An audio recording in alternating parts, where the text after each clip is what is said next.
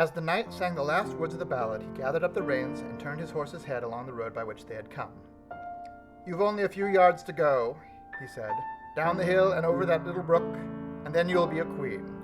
But you'll stay and see me off first," he added, as Alice turned with an eager look in the direction to which he pointed. "I shan't be long.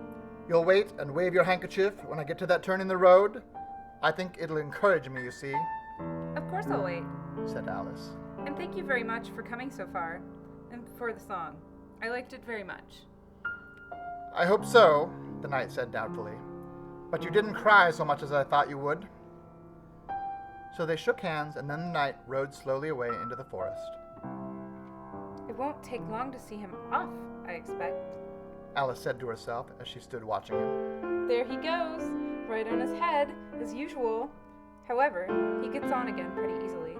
That comes of having so many things hung round the horse."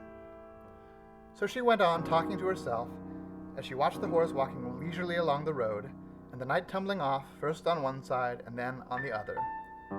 After the fourth or fifth tumble, he reached the turn, and then she waved her handkerchief to him, and waited till he was out of sight. "I hope it encouraged him," she said, as she turned to run down the hill. "And now for the last brook, and to be a queen!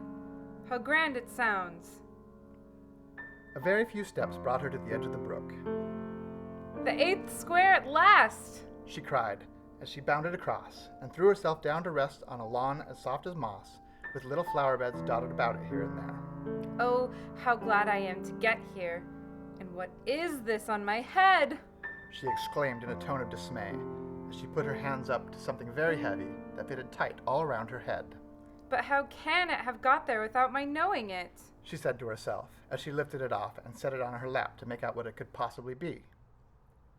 It was a golden crown.